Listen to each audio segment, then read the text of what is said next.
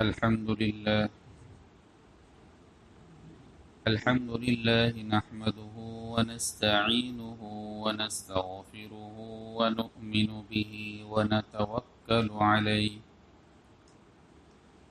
ونعوذ بالله من شرور أنفسنا ومن سيئات أعمالنا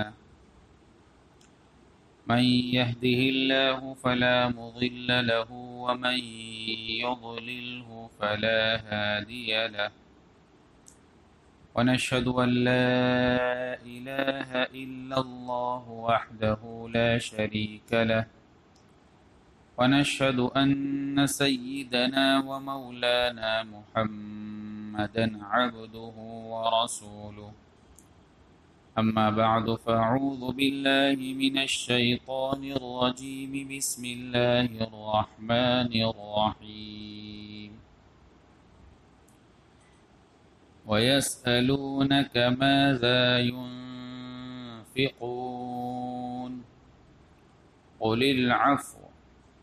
كذلك يبين الله لكم الآيات لعلكم تتفكرون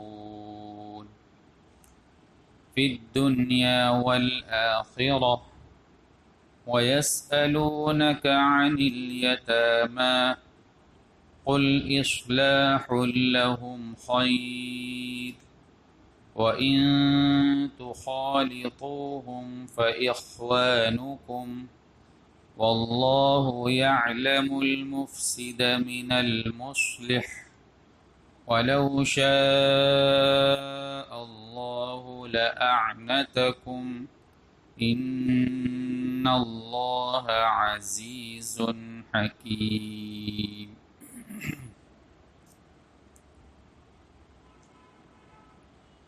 یہ سورہ بقرہ کی 219 اور 220 نمبر کی آیت کریمہ. اللہ رب العزت فرماتے ہیں اور لوگ آپ سے پوچھتے ہیں کہ وہ اللہ کی خوشنودی کے لیے کیا خرچ کریں. آپ کہہ دیجئے کہ جو تمہاری ضرورت سے زائد ہو.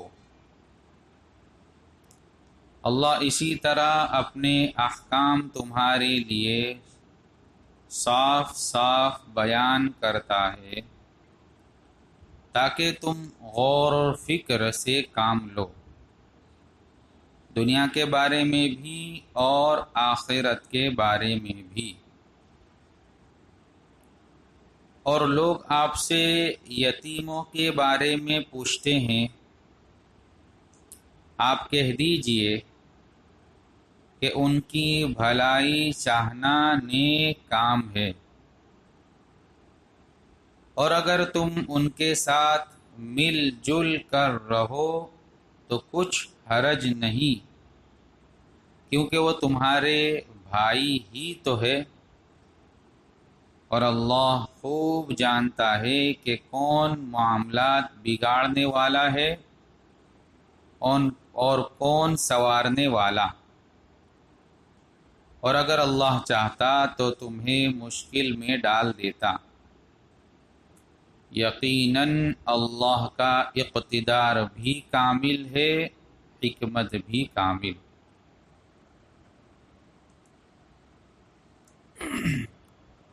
سوالوں کا سلسلہ چل رہا تھا. صحابہ کرام نے چند سوالات جو اللہ کے رسول صلی اللہ علیہ وسلم سے کیے،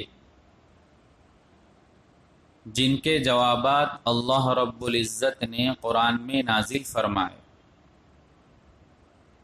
ان سوالات میں سے ایک سوال یہ کیا، یسألونک ماذا ينفقون،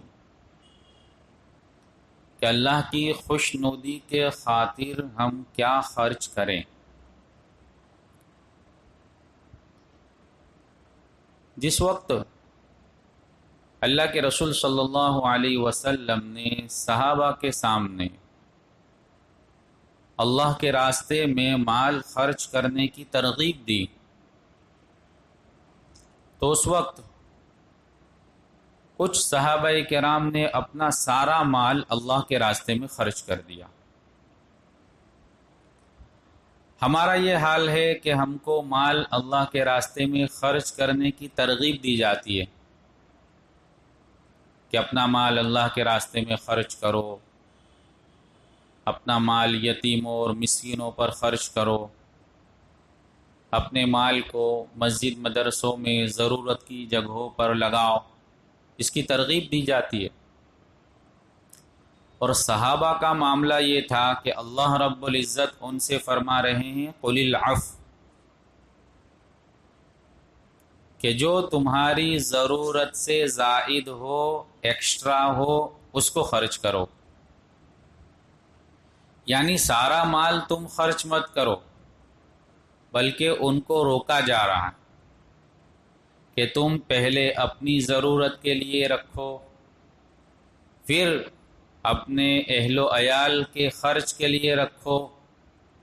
پھر جن لوگوں کا ذمہ تم نے اپنے اوپر لے رکھا ہے، جن کا خرچ تمہارے ذمے ہیں، ان کے لیے رکھو، پھر اس کے بعد جو بچے وہ اللہ کے راستے میں خرچ کرو۔ تو صحابہ کا معاملہ یہ تھا کہ وہ اتنا خرچ کر دیتے تھے ان فضیلتوں کو سن کر کہ وہ کبھی اپنی ضرورت کے وقت بھی ان کو خرچ کے لیے کچھ بچتا نہیں تھا۔ تو ان کو کہا جا رہا ہے کہ آپ جو ہے اللہ کے راستے میں مال وہ خرچ کرو جو ساری ضرورتوں کے بعد جب بچ جاوے اس کو، قُلِ الْعَفْوَ۔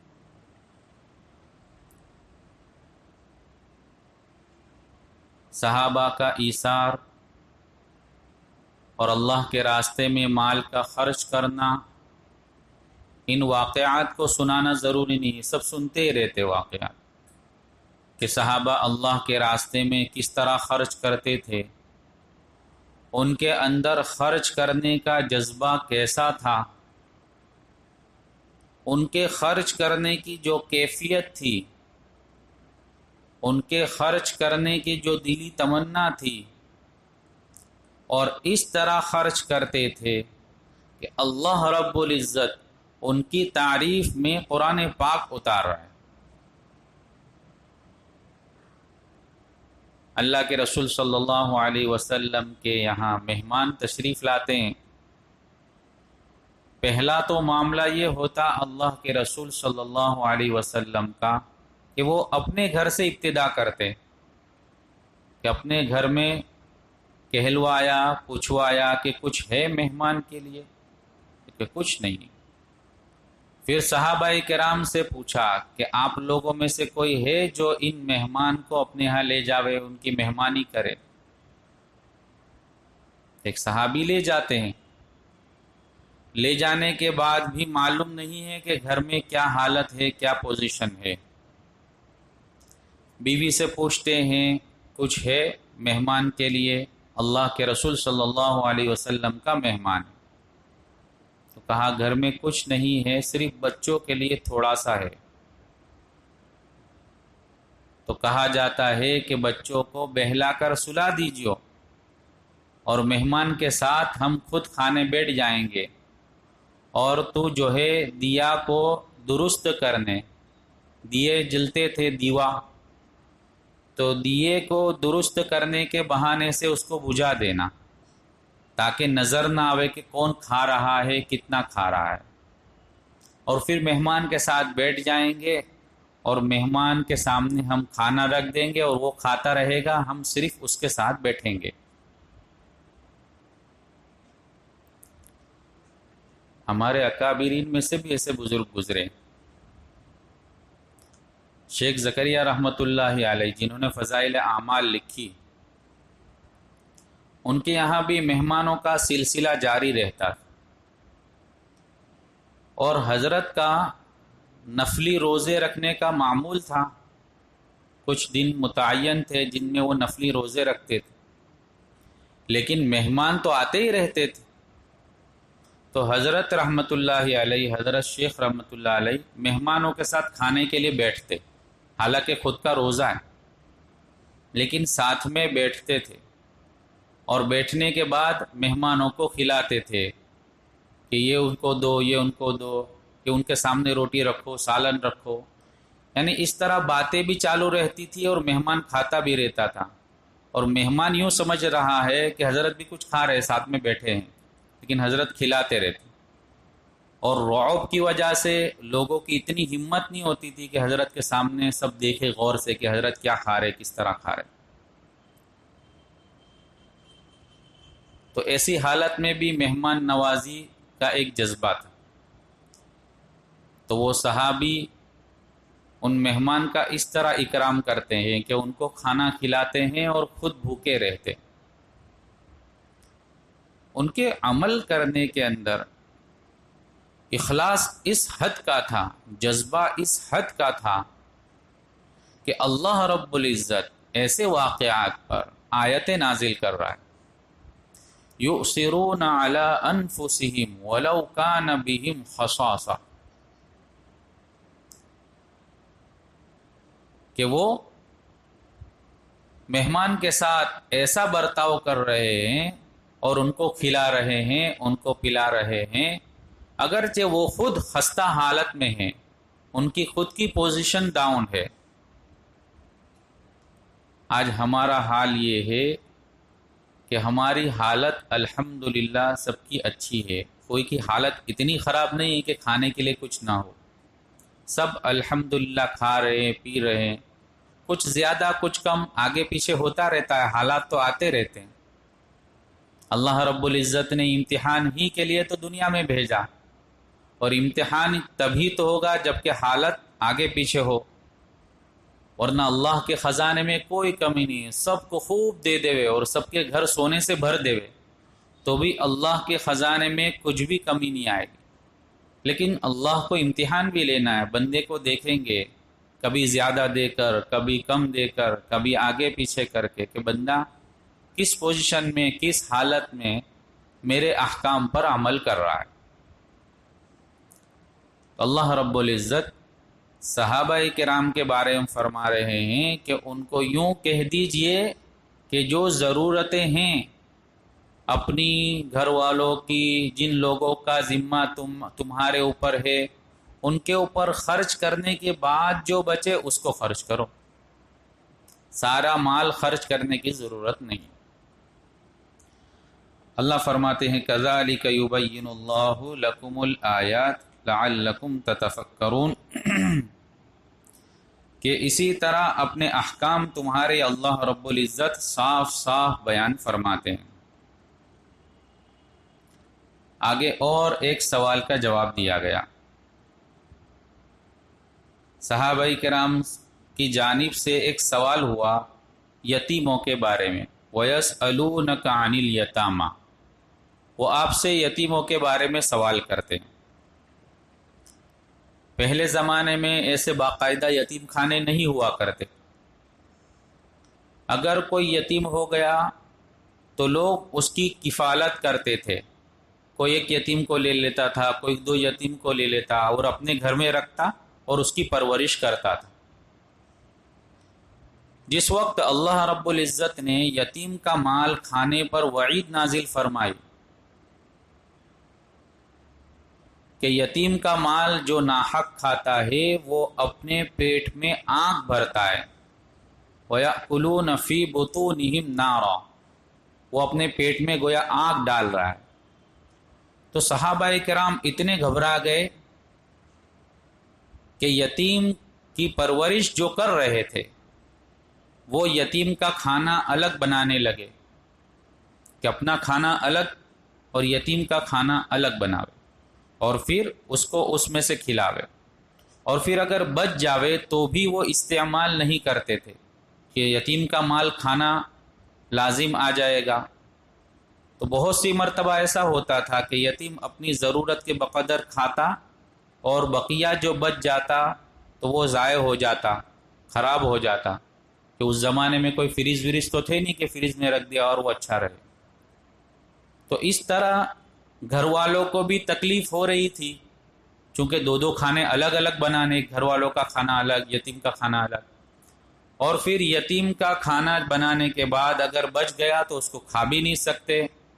تو وہ ضائع ہو جاتا تھا، خراب ہو جاتا تھا۔ تو صحابہ کرام نے اس بارے میں اللہ کے رسول سے سوال کیا، تو اللہ رب العزت نے اجازت دے دی، قل اصلاح لہم خیر، کہ تم یتیم کے ساتھ ان کا کھانا ملا کر کھا سکتے ہو۔ اصل چیز ہے تمہاری نیت، کہ تمہارے اندر یتیم کا مال کھانے کا جذبہ تو نہیں ہے، یتیم کو نقصان پہنچانے کا جذبہ تو نہیں ہے، بلکہ تمہارے دل میں تو یتیم کی اصلاحی مقصود ہے، تو ان کے ساتھ ملا کر کھانے میں کوئی حرج نہیں ہے۔ کیونکہ اس زمانے میں یتیم جو ہوتا تھا تو اس کو کوئی نہ کوئی کچھ دے جاتا تھا، کہ بھئی یتیم ہے، اس کے گھر میں رہتا ہے، اس کو کچھ دے دیا، کچھ کھانا دے دیا، کچھ پیسے دے دیے۔ تو جو مالدار لوگ تھے وہ تو عام طور سے اپنے ہی مال سے یتیم کے اوپر خرچ کرتے تھے، لیکن کچھ ایسے بھی تھے جو غریب تھے، جن کی حالت ایسی تھی کہ جو اپنا ہی خرچ برداشت کرنے کی طاقت نہیں رکھتے تھے، تو وہ پھر یتیم کے مال کے اندر سے یتیم کے بقدر جتنا وہ کھاتا ہے، جتنا اس کی ضرورت ہے، اس کے بقدر مال لے کر اپنے مال کے ساتھ ملا کر اس کا کھانا پکاتے تھے، اس کے اوپر خرچ کرتے تھے۔ تو اللہ رب العزت نے اس آیت میں صحابہ کرام کی وہ جو تکلیف تھی کہ دونوں کو تکلیف دو، کھانے بنانا اور ان کے کھانے کا نقصان ہونا، اس کھانے کا ضائع ہونا، اس وجہ سے جو شکایت تھی اس کی اللہ رب العزت نے اس آیت میں اجازت دی کہ یتیم جو ہے حقیقتاً تو وہ تمہارا دینی بھائی ہی ہے، تم ان کے ساتھ ملا کر کھانا کھا سکتے ہو، اصل چیز تو تمہارے دل کا جذبہ ہے اور تمہاری نیت ہے، اور اللہ رب العزت زبردست ہے، حکمت والا ہے، وہ سب کچھ جانتا ہے کہ کون آدمی کس نیت سے کیا کام کر رہا ہے۔ اللہ رب العزت ہمیں سمجھنے کی، عمل کی توفیق دے۔ بسم اللہ الرحمن الرحیم، سبحانک اللہم وبحمدک وتبارک اسمک وتعالی جدک ولا الہ غیرک، اللہم صلی علی سیدنا مولانا محمد وعلی آل سیدنا مولانا محمد صلاة تنجینا بها من جمیع الاحوال والآفات وتقضی لنا بها جميع الحاجات وتطهرنا بها من جميع السیئات وترفعنا بها عندك على الدرجات وتبلغنا بها أقصى الغايات من جميع الخيرات في الحياة وبعد الممات إنك على كل شيء قدير اللهم ربنا آتنا في الدنيا حسنة وفي الآخرة حسنة وقنا عذاب النار ربنا لا تزغ قلوبنا بعد إذ هديتنا وهب لنا من لدنك رحمة إنك أنت الوهاب رب اجعلني مقيم الصلاة ومن ذريتي ربنا وتقبل دعاء ربنا اغفر لي ولوالدي وللمؤمنين يوم يقوم الحساب اللهم اغفر للمؤمنين والمؤمنات والمسلمين والمسلمات اللهم اغفر للمؤمنين والمؤمنات والمسلمين والمسلمات اللهم اغفر للمؤمنين والمؤمنات والمسلمين والمسلمات اللهم إنا نسألك من خير ما سألك منه نبيك وحبيبك سيدنا محمد صلى الله عليه وسلم ونعوذ بك من شر ما استعاذك منه نبيك وحبيبك سيدنا محمد صلى الله عليه وسلم أنت المستعان وعليك البلاغ ولا حول ولا قوة إلا بالله العلي العظيم جزا الله عنا نبينا محمد صلى الله عليه وسلم وهو أهله سبحان ربك رب العزة عما يصفون